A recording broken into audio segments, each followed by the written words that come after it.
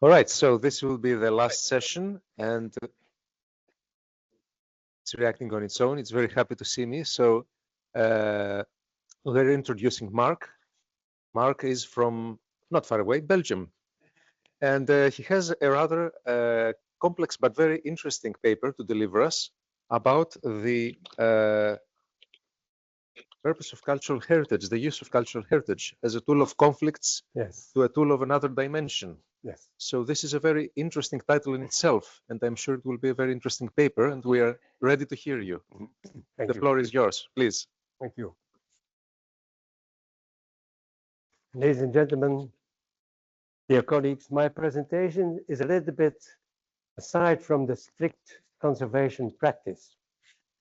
And it's a follow-up, if I may say so, to the paper that was earlier published in 21, Reflections on Integral and Integrated Cultural Heritage Care at the Threshold of the Third Millennium.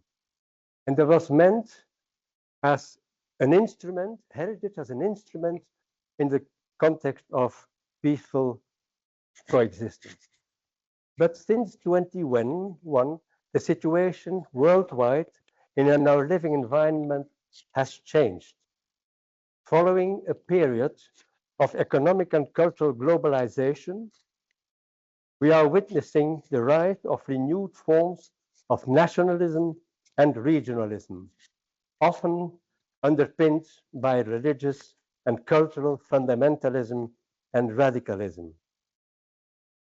Culture, and in particular cultural heritage, is employed both as means of raising awareness and mobilization to underpin identity and neo-nationalism, and conversely, as an instrument of destruction through the systematic annihilation of iconic material and immaterial references of societies. We recall the history of the Mostar Bridge in '93, the Bamyan Buddhas in Afghanistan, the attack on the Twin Towers in New York, and later the destruction of heritage in Palmyra, Nimrud, and other sites in Syria. And as we are speaking, things are ongoing. These events illustrate how deeply human identity and community life are rooted in cultural heritage and history, and how vulnerable we are. They reveal at the same time the inherent difficulty of building a workable multicultural society on international and local level. Recent migration, whether resulting from political conflict, forced displacement, poverty, or effects of climate change, has become increasingly apparent within our own and immediate living environments, and stresses the problem how these complex contexts can evolve towards a peaceful coexistence based on a shared humanistic vision of man and society. We know all the international conventions that confirm and affirm the legitimacy of all cultures. The less frequently cited San Antonio Declaration that Luc Verpoest was referring yesterday, issued by ICOMOS in '96, was supporting diversity, but at the same time rejecting violence, fundamentalism, nationalism collectively. Now we come to difficult points. These points also entail the responsibility and the commitment to contribute to a workable and sustainable society for all, by all. It is an ethical imperative and a political responsibility to establish conditions in which individuals and communities... Senti, che devo Mettere qui informativa privacy. No, chiudilo. Ti dicono che lei sta facendo la registrazione. Could you Ti please, chiedono se sei d'accordo. E quindi could you dopo lo please devo mute dire sì. your microphones, please? Could you please mute your microphones because we are hearing very loud voices? Thank you. Il volume. Riattivato. È come No, they turned it off. Okay. I'll do my best. So all these rights entail the responsibility and the commitment to contribute to a workable and sustainable society for all, by all. It is an ethical imperative and a political responsibility to establish conditions in which individuals and communities from diverse cultural backgrounds with their respective heritage may flourish optimally. Political solutions for similar problems based on ideological and religious tensions have been obtained in the past, from the Edict of Milan by Emperor Constantine in 312 up to the Canadian Multiculturalism Act in 85. And I can go on. They framed tolerance between several religions and coexistence based on equal rights.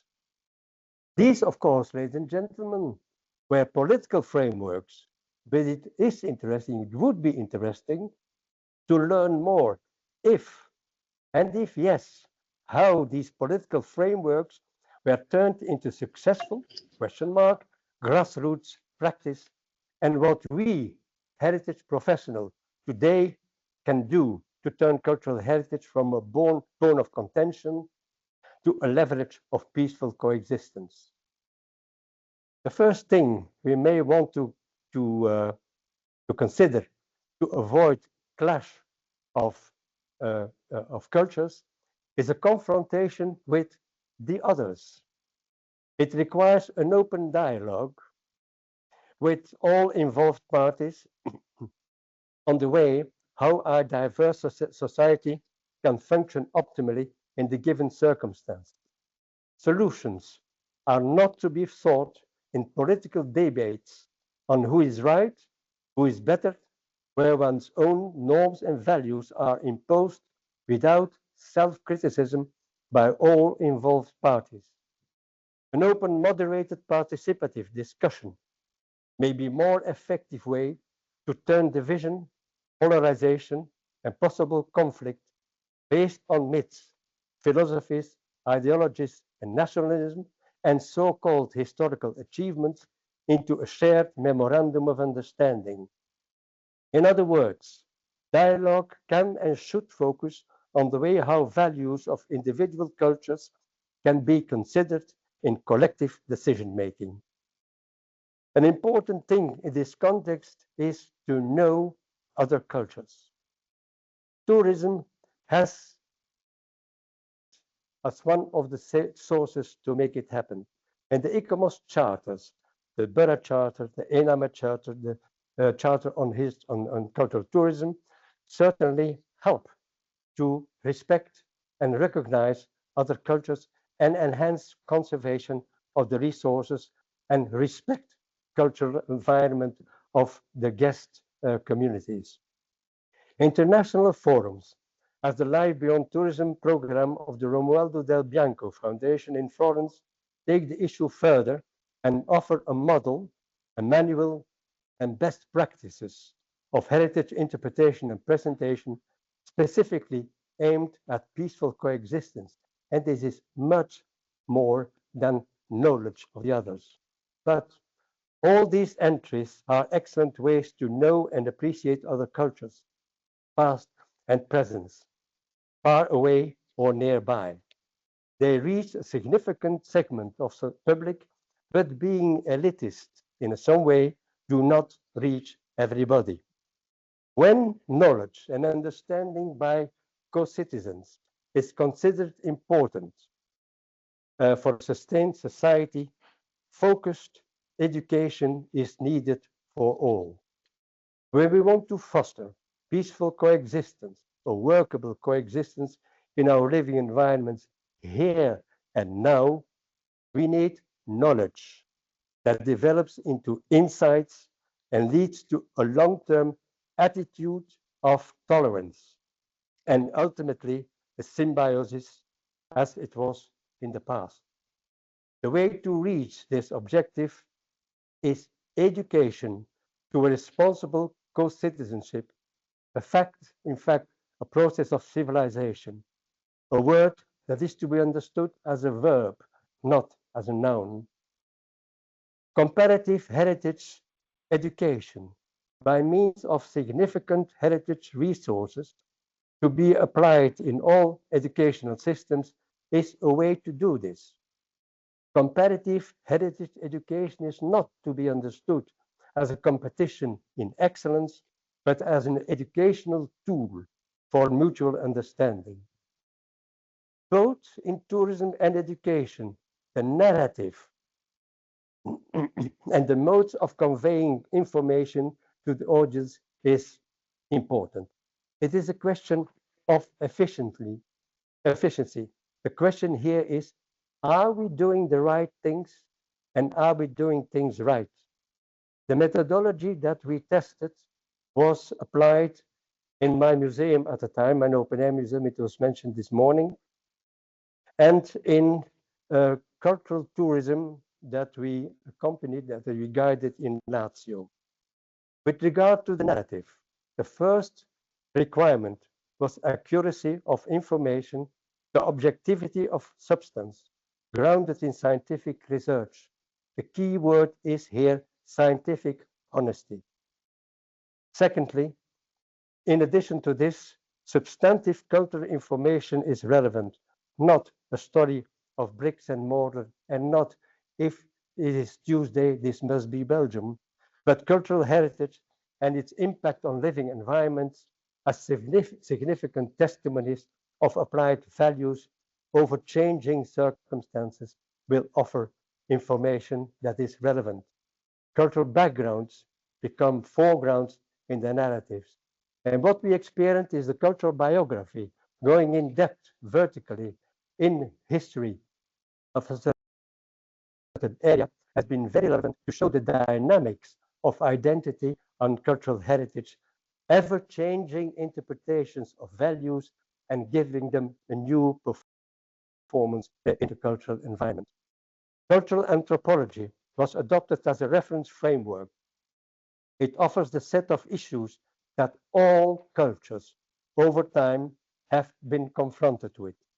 It provides a broad spectrum of human existence itself, the subject and the point of reference for contemporary relevance. Heritage was considered as central, and especially the inseparable complexity of tangible and intangible together, embedded in a cultural landscape and experienced by community members. All cultures experience their heritage in all its complexity, hence the problem of the compatibility of different heritage complexities where choices will have to be made for the future. And here, heritage professionals from different heritage sectors have an opportunity to work together. The most significant factor in fostering acceptance lies in relevance of contemporary society. We started from the open structure of the notion identity. It's not a closed box. It's an open relationship, highlighting the similarities with our daily life today, while explaining differences in their historical cultural origin has shown its value. It can make bridges between cultures. The way to handle this requires a critical analysis of lines of thought, myths, ideologies, philosophy, religion, and apply, if necessary, text criticism on the doctrinal text, especially on maintaining and rejecting cultures. In short, education is a key condition to do our work. Equally important is the way how we convey the information. Firstly, the intellectual and analytical analysis may be efficient, but equally vital, however, are performative experiences, theater, performances, concerts, festivals, provided that they are authentic expression of social practice, not stage performances for mass tourism. Results were reasonably successful in familiar cultural environments. West European culture is very easy. We went in Lazio, we went through the history, and we analyzed in the biology, cultural biology, every time the new interpretations and the new expressions in the landscape. But it remains a challenge. Work and working methods can successfully apply horizontally in multicultural living environments now, with citizens of non-European origin today. Therefore, we thought, as a conclusion, to improve and refine current practices that effectively lead to integration by pilot projects in different cultural environments. And we heard today and yesterday how in different cultures the methods can be different. Secondly, ensure a multidisciplinary approach by extension of operational teams with, apart from policymakers, heritage experts, planners, sociologists, psychologists, and especially representatives of the local population. And last but not least, set up an evaluation system with relevant qualitative criteria to test methodologies and guide product and process development. Quantitative success factors are, of course, important. We have to reach as much people as possible. But how to measure emotions and attitudes as a result? I understand it is a very delicate thing to realize. And one may think we are fighting windmills, and there are these days more windmills than ever before. But it will depend on the availability of decision makers and grassroots action. It is urgent, I think. Things should be done now. Thank you very much. For this truly very interesting paper. We are passing on to our second presentation. And may I just remind you that after this conference, there is another conference following in March in Florence. So what a better connection to establish at this point than to speak with Paolo del Bianco, who will be giving us a third point of view. So just allow us to connect. Okay, thanks a lot. Sorry, dear friends, sorry, I am not so confident with the technology. This is a pity. So be patient for this. I have this our contribution. It is regarding our activity, and I have to say that thanks also to Marc. Marc has been, and Marc Laenen is also part of this our research.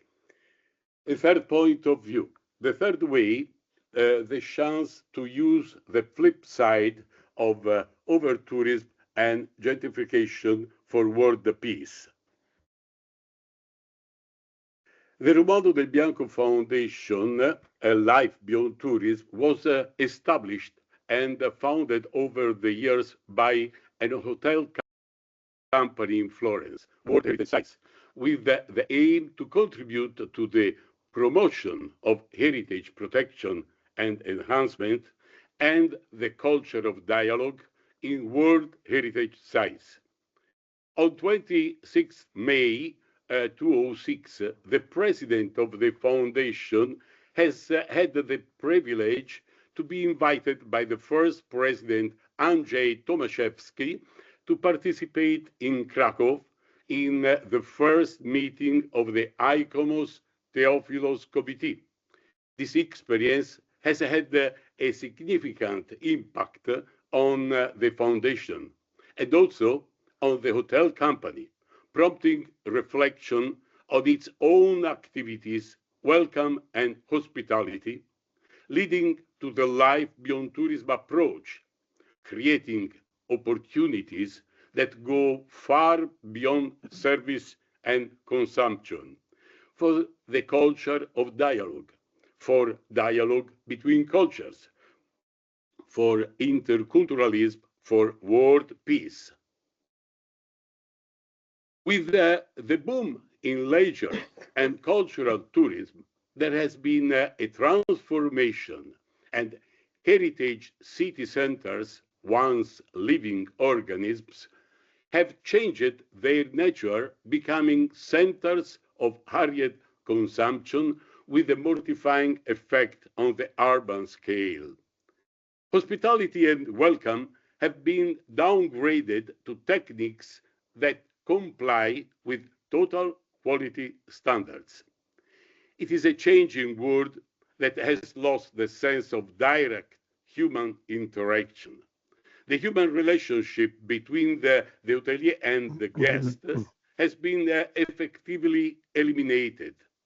The lack of daily practice in dialogue with our fellow human beings distances us more and more from the culture of dialogue, leading to a cooling of interpersonal relationships. The words of UNESCO Director General Audrey Azoulay during the last session of the Executive Board in April 2025 are significant. Education, science, culture, and the free flow of ideas and knowledge embody fundamental human needs. They also form the foundation of lasting peace. More than 75 years after its creation, UNESCO reaffirms the importance of its humanist vision to ensure respect for human dignity. Our world needs education, science, culture, and information. Our world needs humanity. Today, the hotel company hopes that for the purpose of world peace, hoteliers will also feel committed and therefore make their contribution, particularly operators in World Heritage Sites rich in multiculturalism. The uncertain international situation perhaps makes everyone more sensitive to the issue of the risk of war. For an economy that in 2024 lived of the services to 1.4 billion travelers, this concern may become a starting point for attention and the beginning of a path to action, not only in the world of hospitality, but also in the World Heritage Sites. We begin to see a third point of view for intercultural dialogue, for the culture of the dialogue, for the interculturality. In the 1972 and the 2003 UNESCO Convention, all the eyes are focused on heritage. We can therefore say that the first direction, the first way, is from the community towards heritage, 1972 to 2003 World Heritage Conventions. The second direction, the second way, is seen in the 2005 Convention, where the direction is the opposite of the previous one, from World Heritage to the community. Heritage that opens up to the community. The third direction, the third way, is achieved by uniting the perspective of all those involved in the previous two directions to orient them towards the culture of dialogue for interculturality. This approach has been successfully trialed by our foundation, albeit on small scale, with 35,000 overnight stays in Florence. As operators in welcome and hospitality sector, we feel we can say that this third direction is the UNESCO way in the UNESCO's culture area. UNESCO is the acronym for United Nations Educational, Scientific and Cultural Organization. Founded in 1945, it is a specialized agency of the United Nations based in Paris. In detail, we also welcome and hospitality sector read mission established for the affirmation of a new world order to prevent the atrocities of war from happening again. Objective, task, entrusted to it to promote international peace and security. Strategies, how to carry out the task through cooperation in education, science, and culture, promoting mutual understanding and universal respect for human rights. Tactics, with what tools? Global initiatives and conventions in the sectors education, science, and culture, prompting mutual understanding and universal respect for human rights. Among its best-known conventions is the UNESCO World Heritage Sites list, which identifies places of exceptional universal values, as is known. If we welcome and hospitality sector have read and interpreted the above correctly, then first, UNESCO conventions on culture are tactics. Therefore, the 1972 World Heritage Convention, as well as the 2003 Convention on Intangible Cultural Heritage, are part of tactics. Therefore, heritage is tactic. For culture, that is strategy. For the objective promotion of peace and security. For that UNESCO mission to prevent the atrocities of war from happening again. In the World of Heritage 1972 Convention, all those dedicated to its protection and enhancement are peacemakers. And perhaps, so as not to forget it, it would seem appropriate to make explicit their strong vocation for peace by ending their activities with their signature and, alongside it, for world peace as per UNESCO's objective and mission.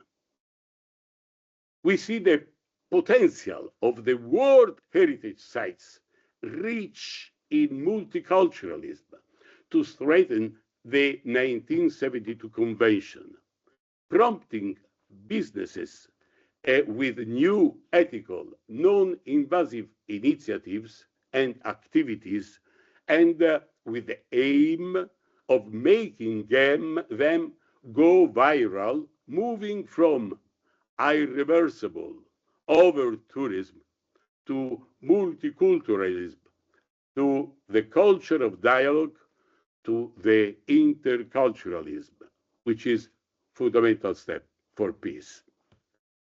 It is a commitment to invent, but companies that live in such an area, as well as the international companies operating there, must commit themselves and live up to this legacy, and strictly must be and feel strictly connected with UNESCO, also with its mission and goal.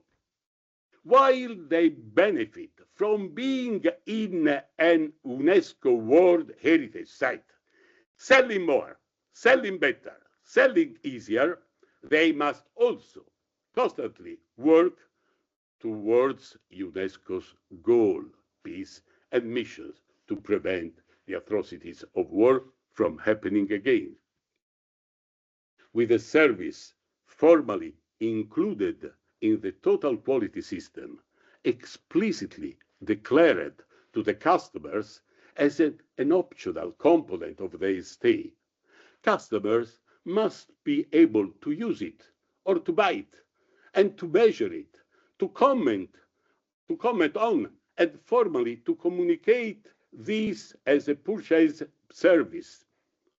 All this must be part of the various management plans. The quality, quantity, and content of the client's responses will determine the company's commitment to contributing to the growth of the global community in peaceful coexistence. The company's ability to capture its clients' interest in such an important topic as the culture of dialogue, its pleasure in working alongside UNESCO in its mission and goal. This will spark curiosity in the tourist market, thus activating virtuous competition in the world of service, welcome and hospitality in hotels and conferences. Public administrations will contribute significantly to all this. So the third way is the UNESCO's way, and it is about taking the chance to use the flip side of over-tourism and gentrification, the multiculturalism for intercultural dialogue, for the dialogue, the culture of dialogue, for interculturality, for world peace. To support this third way, the Foundation launched the appeal Heritage for Building Peace 2025, online since October 1st, 2025, an appeal to the international community to contribute to peace through heritage, cultural heritage, particularly in World Heritage Sites. The extended version of the appeal dated July 2025 has been accepted and included in the UNESCO Digital Library Monde Cult in the creative writing category. Contributions should focus on relevant topics in the context of policy development by addressing specific prompts provided by UNESCO. Numerous institutions, researchers, and professionals from around the world have begun to sign it, and it will be officially presented on 26 November in Florence during the event 1945-2025, from the metal of war to the metal of peace, from fire brass to wind brass. This is Stupore, is the artwork that will be unveiled just to explain with the metal these our concepts. We invite you to sign the appeal. The quote from the UNESCO Director General must therefore be applied and stimulate the launch of economic activities that make businesses in the culture of dialogue go viral for the process of interculturality, increasingly important for world peace. We think that we must not fear businesses when they serve culture, science, and education, which are strategies for UNESCO's goal, peace, and for UNESCO's mission to ensure that atrocities are not repeated. We therefore hope that this economy of dialogue will become increasingly widespread, increasingly profitable for investors, for exceptional CEO in the sector, so much so that from UNESCO World Heritage Sites, the economy of dialogue between many cultures definitely defeats the economy of war, achieving the UNESCO's goal for its mission. Thanks a lot. Thank you very much, Paolo, for that truly inspiring perspective. We will now move on to our last speaker. She's part of the TheoPhilos Autumn Conference's ticket because she's with us since Thessaloniki and is now following us here.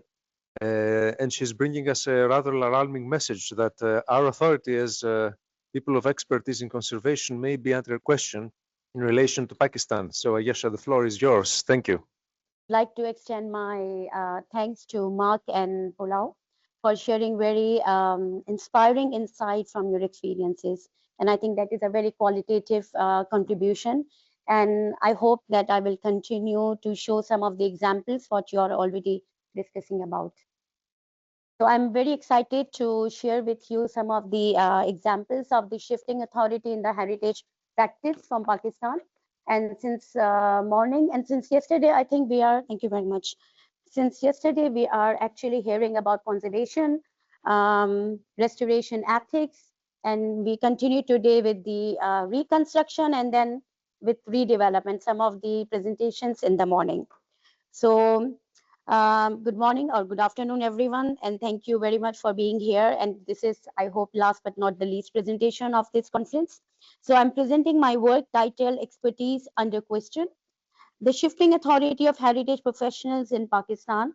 This paper falls under theme 3 of the conference, which invites reflection on the theoretical and philosophical challenges facing heritage today. And I tried to give you some of the very obvious examples, what is the heritage practice these days in my country. Karachi serves as the focal point for this study, not because it is unique, but because it exemplifies global tension, the divergence between international principles and local development realities, between expert ethics and political imperatives, between holistic authenticity and symbolic or commodified conservation outcomes. Just to give you some of the idea of introduction of the problem of my research. So heritage conservation in parts of the global south, when I say global south, so particularly it is India, Sri Lanka, Bangladesh, Pakistan, because I do have some experiences. So I think it is good to share that this is an umbrella experience of or context of the global south, including Pakistan, faces profound theoretical and practical tensions. While international frameworks emphasizes value-based and expert-led conservation, the reality on the ground is very different. Over the past decade, heritage has become entwined with development agendas, tourism narrative, and political image making. So this shift from conservation to heritage development has altered decision-making power. Professional authority is no longer stable, it is negotiated, sometimes marginalized, and occasionally overridden entirely. So the center problem my research addresses is how do these competing pressure reshape the role and influence of conservation experts in Karachi. I'm not going to repeat these things. We are hearing these things since yesterday. But just to add that I particularly added this last ICOMOS Ethical Principles 2014, which is talking about the professional independence in this context. So moving towards my towards the ICOMOS principles versus local realities. ICOMOS principles provide a clear vision for responsible heritage conservation, emphasizing expert-guided decision-making, safeguarding authenticity, and professional ethics responsibilities. Yet in Pakistan, conservation decisions often unfold amid competing political priorities, private development agendas, and institutional constraints. This raises key questions: who defines heritage, who decides what holds value, how are global conservation principles applied today? By having this idea or raising these questions in my mind, my research aims to explore how heritage conservation principles are applied in practice within local contexts, to identify gaps between ICOMOS expectations and realities on ground. Just to give you some idea, I'm not going to read all of these legal acts, but to give you some idea that Pakistan has a multi-tiered legal system to safeguard built heritage. At the national level, the Antiquity Acts provide overarching protection for monuments and sites. Provincial legislation like the Sindh Cultural Heritage Act empowers local authorities to regulate and conserve heritage. City level regulations guide the preservation of historic buildings and urban fabric. However, enforcement and coordination across level remain limited. Laws exist, as you can see, some of the details are here, but not very specifically defined. So these are more general. So people can take more advantage, to play within that boundary. But enforcement is weak. So the expert authority is negotiated. Heritage is often valued more for economic potential than cultural significance, creating a fragile conservation environment. So just to give you some idea of the Pakistani context, that there is a rapid urban development and political interest shaping heritage decisions. Heritage increasingly treated as an economic and symbolic asset. There is a weak enforcement of heritage laws, limited scholarly engagement from the global south. Still, we need a lot of scholarly development, improvement. Conservation authority becomes negotiated, fragmented, and fragile.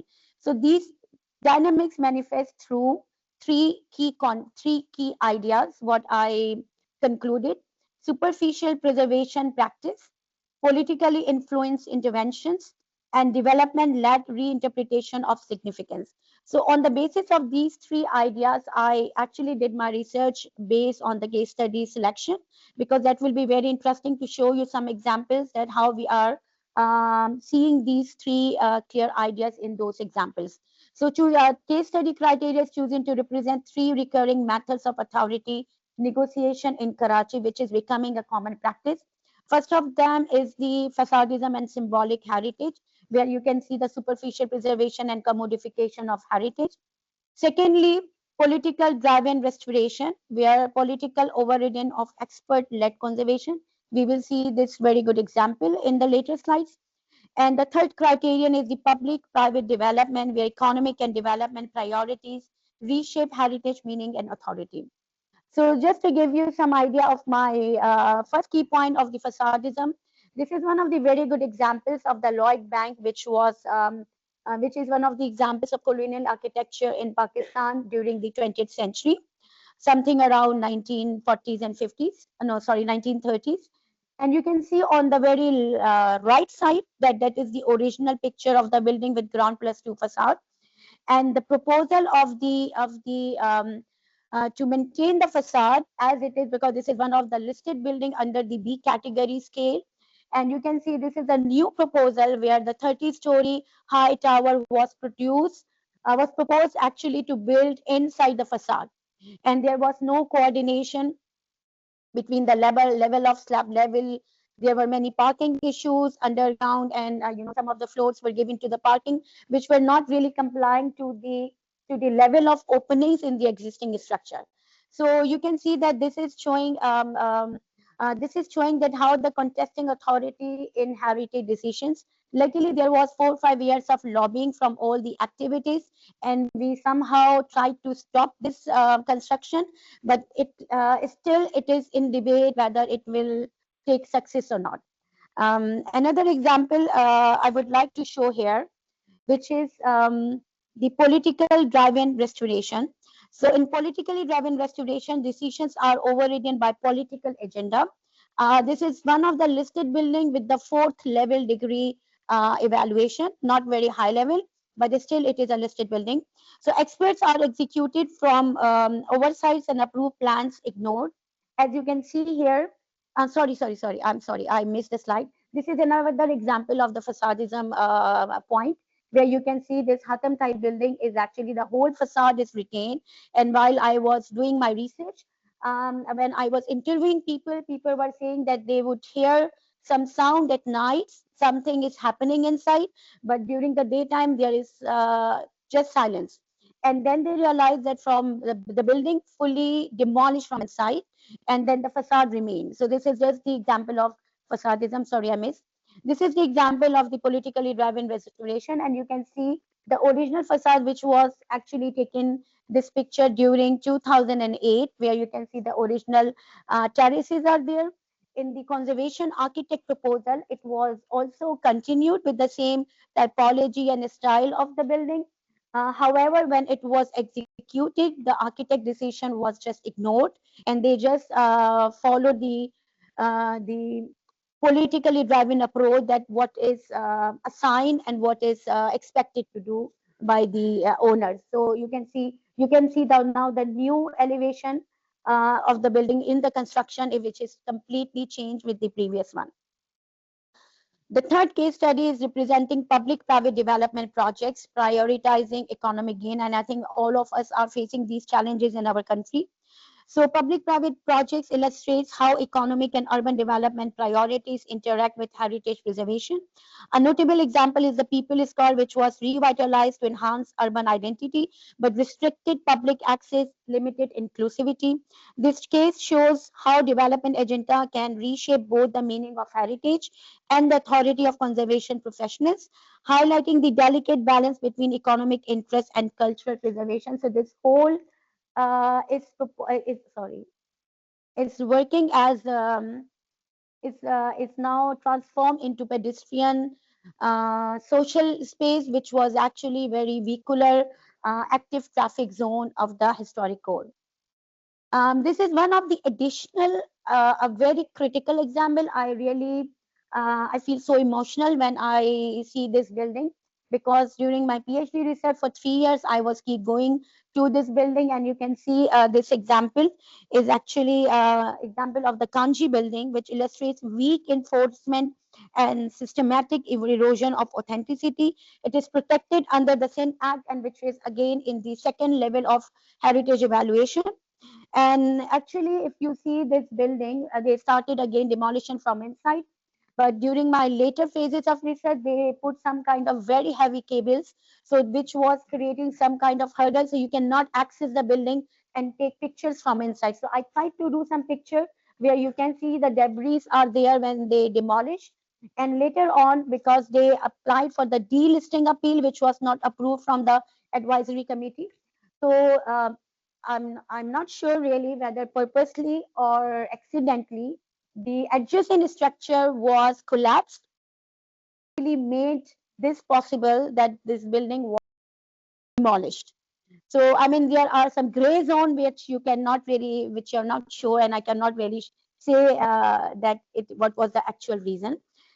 With having all of these problematic examples, we do have very rare cases where we can see how ICOMOS charters are actually applied by conservation architects. This is one of the examples of NED City campus, which was before the partition, Bombay School of Bombay University actually. And that was actually given in 2002 as a Department of Architecture for the NED University of Engineering and Technology. It is just to show you that how the process was done properly with the documentation, as you can see airwise. And on day one, I think it was a very interesting discussion when we were talking about the reversibility in conservation.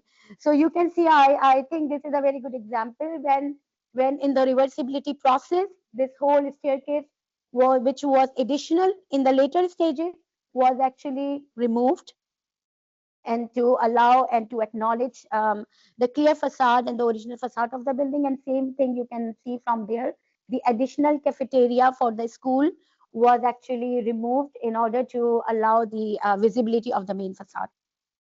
This is another very recent example, and it is actually restored from some British Council funds.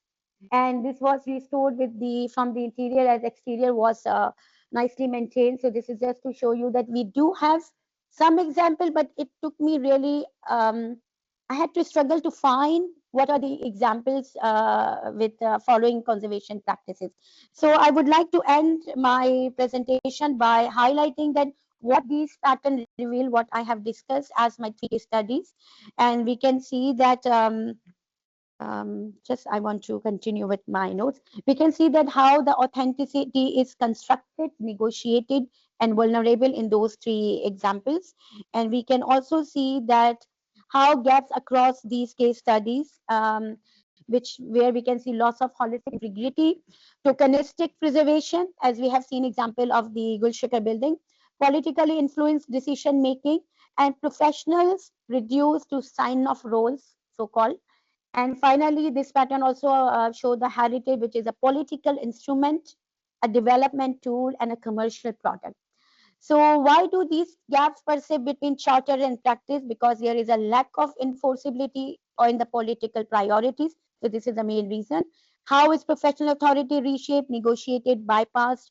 And how can adaptive reuse uphold authenticity through context-sensitive and participatory things? So we really need to have some implication for policy and practice with a stronger governance, reasserting professional independence, participatory decision-making. And this research and my presentation is actually contributing to the global debate, especially in the South Asian part, which provides insight from Karachi, highlighting context-specific realities, what is happening in practice, not followed by the ICOMOS principles. Theory practice gap, which shows challenges in translating ICOMOS charters into accurate conservation practices. And there is really a need to call for inclusive framework, emphasizing the need for flexible participatory approaches that accommodate diverse contexts. I think previously my colleagues have already shared these kind of things. And thank you very much. Thank you very much for that very interesting insight from the Pakistani side, but which is on a wider scale of true interest. May we just, before we pass into the conclusions of the summing up of the conference, have some questions or remarks on the 3 papers that we have just seen delivered? And I have a question for your beautiful presentation. So my question is about the relationship between ICOMOS or other international heritage conservation theories and principles and the domestic heritage laws in Pakistan. Is there a kind of clear linkage, and how is this linkage developed from the content-wise speaking? Thank you. There are some experts which are actually following these doctrine, and I believe that those are already got their proper education as a conservation architect. So that's why it is more followed, like theories are more followed in a practice, as I showed you some of the examples. But realistically, it's not in practice. Okay, that's a very important point, that for example the ICOMOS theories are talking about authenticity, but when I was doing my research, I checked all the legal frameworks from national level to local level. There was no such word of authenticity. So I really claim that when there is no addition of the word, how you can follow you know, the practice and the theories of authenticity. So I think this is a very big gap. I'd just like to ask you that, well, if I have a monument, I'm the owner of a monument in Pakistan, and I want to carry out conservation works, and I theoretically get an approval from a state body, who decides and on what criteria whether my project is appropriate or not? Is it just one person? Is it a certain advisory council, or are there any written rules that they have to follow, or is it just an abstract procedure that allows things to happen in the end according to, as you said, state-orientated initiatives or whatever else? That's very important. Actually, there is advisory committee assigned from the Ministry of Culture in each province, and whenever there is any proposal for any conservation and restoration of a monument to bring it to list or delist, it always goes from the advisory committee discussions. However, in reality, as I have shown you example, that sometimes political parts or these kind of things, it is there in the design proposal, but the execution is not there because the enforcement is not really good. But the system is there, but the practice is not there. Thank you. Yes, Rosanna, please. You need to unmute. Okay. Yes. Thank you for many thanks to Paolo del Bianco, Marc Laenen, and Ayesha for the involvement of communities in their important communications.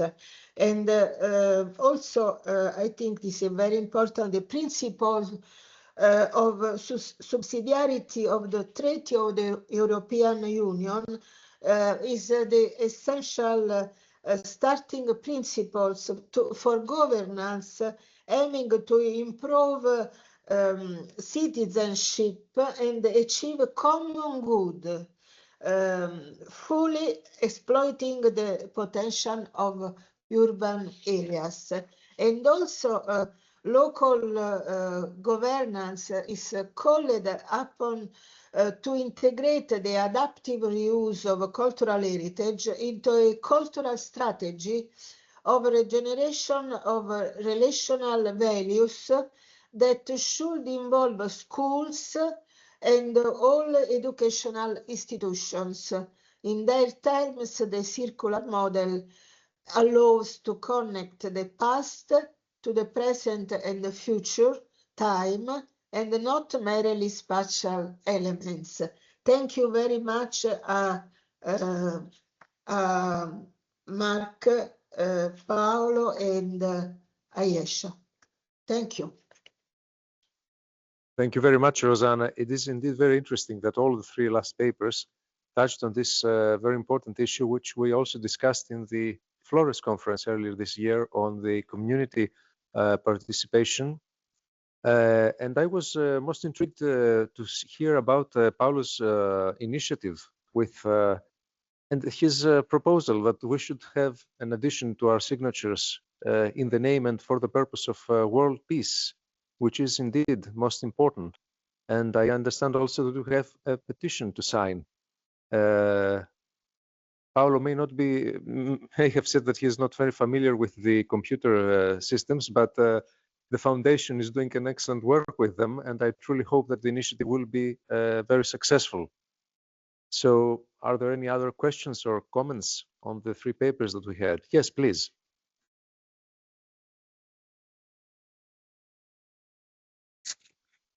I was very interested by the three presentations, especially about identity and multiculturality. And then, of course, very interesting and important is to stress on the culture of dialogue. My question is, yes, what is a real culture of dialogue? In my perspective, it starts with listening and trying to take a distance from your own perspective. But I would be interested to know if there are good examples of this dialogue, because at the end, dialogue in many cases ends with my own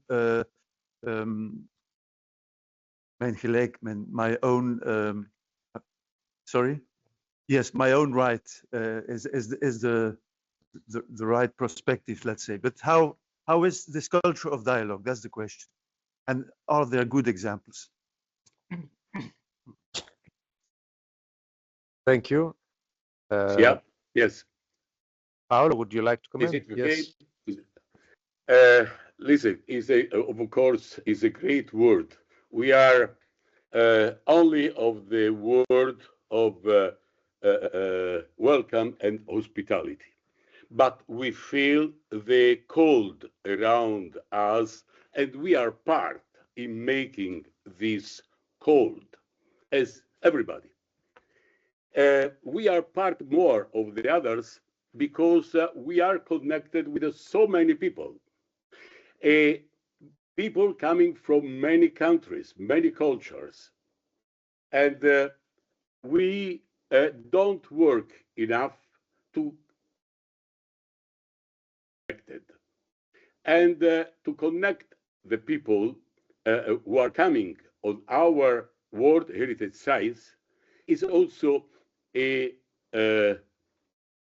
health for our economical life.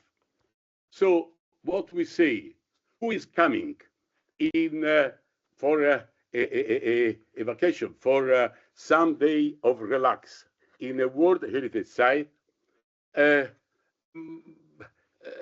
he has the time to look, the time to listen. He is relaxed, far from his daily troubles. So let us work to talk, to design, to think how to do, what to do, how to do, and when to do something new. not only remaking bedrooms every 10 years, because that one are old, not old as rooms with furniture, old because in our idea it is necessary to change. And all this must be moved to throw away. We have to move in our mind. We have to begin to think how to do the connection among people when they are relaxed, as we have in the hotels during every year. So I think that this has to be an effort from the scientific world in connection with our world to cooperate from theory to practice. We need to research in this way, and we need your help to work in how to connect people when they are in free time, they are relaxed, and how to connect them in World Heritage Sites in our area, as in Europe, or in other areas with other culture, with our climate, with different contextual conditions. So I think that the research has to be done together from our side for what we can do, but also from scientific side for what can be done. So scientific world, please begin to research in how to change our mentality, to change the furniture in the hotels, because this, it doesn't help for intercultural dialogue. We need to work for connecting people better and warmer, not cooler as it is in this way. Thank you very much, Paolo. That your energy, even though you're not here with us, is great, and with the prospect of being coming to Florence in the next few months, the experience seeing you there and speaking to you will be even more, I don't know, most worth waiting. Thank you very much for your inspiring words. Thanks a lot. Thank you. Any other comments or remarks or questions? Of course, our dear host, please. Thank you. Perhaps one of the conditions to be successful is to be modest and recognize that are human beings that have been growing up in a certain environment, conditions, and that we must be conscious of flexibility of our identities. Identity is not a closed box. It is an open relationship. If I may give an example, let's say I can be Christian, Muslim, or Jew, whatever. At the same time, I can have a job in society. I'm a father with children, grandchildren, but at the same time, whatever religion I have, that is an identification from outside. An identification from outside. Muslims have been identified from the West and vice versa. So at the same time, in this position, I'm open to influences from elsewhere. I can admire Picasso, hear Bach, and see whatever beautiful things in other circumstances. And being from that consciousness, from that open mind, we can come to very basics. That's why I was wanting a humanistic vision on man and society. Humanistic, basically, referring to us being human beings ultimately. A little bit different in the way we do and act, but that's a basis to make bridges. If not, we are facing a clash of civilizations. Thank you very much. Claudine, you would like to add something? And after these beautiful words, which are a wonderful conclusion to this session, I think, I'll go back to something very practical. I have a colleague who is Dubravka Dukanovic. I'm not sure I'm pronouncing her name right, but she proposed me to share with you this QR code I'm sharing right now. Because they are, and it's linked, in fact, to, it's not completely out of context because it was linked to Marc's presentation and also Paolo da Bianco. They both emphasize the role of education in heritage, and they are, it's in the context of ICOMOS Committee on Training and Education. They have launched a survey of all trainings in conservation around the world. So specialized training, but also training as part of architecture program, for example. So if you haven't already answered to that survey, please scan this QR code. I will also maybe share it with the mailing list of all participants to the conference. But if you have something to add to this survey, that would be great to do it. Voilà, very practical note. We have another intervention. Yes, you have also your own. So just so that people aren't confused, this is not the same QR code as you may have seen on some sheets lying there. So don't think that if you did that one, you did this. So now you have two types of homework. This one clearly is much bigger than the one I was sharing, where we were only trying to get an understanding of what ethics components are part of educational programs. And clearly this project is much better. But anybody who is aware of or involved, as I found out, at least one of us is, in teaching ethics in a heritage program side, we would love to get a sense of what you're doing and what the program is.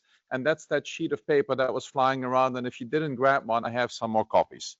But this is different. And can you also share the names of the people who are running this one, maybe by email to all of us? Thank you. I might share by email both, then both inquiries. So I will do that after the conference to the all the participants who were here on site and also online.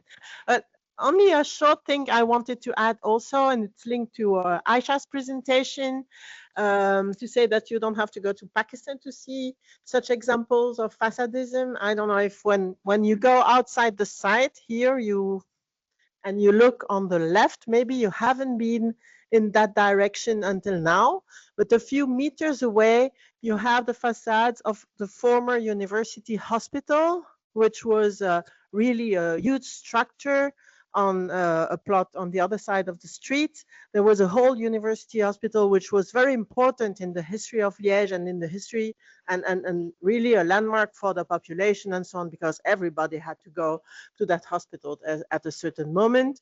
Then the university built a new campus outside the city. The hospital was moved there. There was a new monumental hospital built on the plans by architect Charles van den Hove. You might have heard of him. He's quite a well-known Liège architect. And then this building became a ruin. There was a development plan for that plot. And we managed, well, the people from Liège managed to keep a small part of this hospital. But finally, we don't know why, but it burned several times. But unfortunately, the fire station is just a few meters away. So they didn't manage to get it completely ruined. But now the facade is standing more or less alone, and it's also not allowed to go inside and to take pictures and so on and to work on that with students. So we have more or less the same it can happen here as well. But if you go outside, please have a look. It's interesting. You have an 18th century chapel and then a 19th century facade, which was part of this hospital complex. And well, we still don't know exactly what will happen with it, but now there are new buildings on this site. Just a few information. So I think now we will give the floor to Boguslav for a few concluding remarks, but our conference is not finished after that. It's only the sessions which are finished. After that, like yesterday, we will have lunch together here. Then we will have a short presentation of the project for the faculty here, because as we know, well, as you know, maybe already, I don't know, we have more and more students. We have to build a big extension of the faculty on this side. So there will be a short presentation of this project because it's quite interesting. We're on the heritage side. So it will be at 2:30, just before the workshop. Then the workshop starts at 2:30. Everybody is welcome to take part in this workshop. And then the reception, please come to the reception, even if you don't take part in the workshop. But that's for later. So Boguslav. Thanks a lot. Dear colleagues, always at the end of our conferences, we're trying to conclude. It means conclude the content of the conference and to say a few formal announcements. So firstly, of course, the matter is so complex. So as always, we have more questions than answers. However, it seems to me that it was visible and obvious that we face the evolution of the conservation theory. Any doubts, it seems to me that we can say that our discipline is about the people. This is the social science. If that domain would be about the technical aspects, the answer would be important for always, and we could only, or we should only to add the technical aspects resulting from the technical progress. However, in the case of the heritage protection, the problem is because these are the values resulting from the social processes. And because of that, we always have to discuss about the buildings in a much wider context. And the buildings, sometimes we have the same since centuries. However, the human context, social context is changing very rapidly, and especially in the modern times. And because of that, it's so necessary to put all our doctrinal documents in that particular context. And because of that, it seems to me that we have heard three types of the papers. The first group of the papers, we were trying to describe the context in the days when those documents were created. We have heard about that context. That was very important for us to understand why those documents were formulated and when they were formulated in that particular context.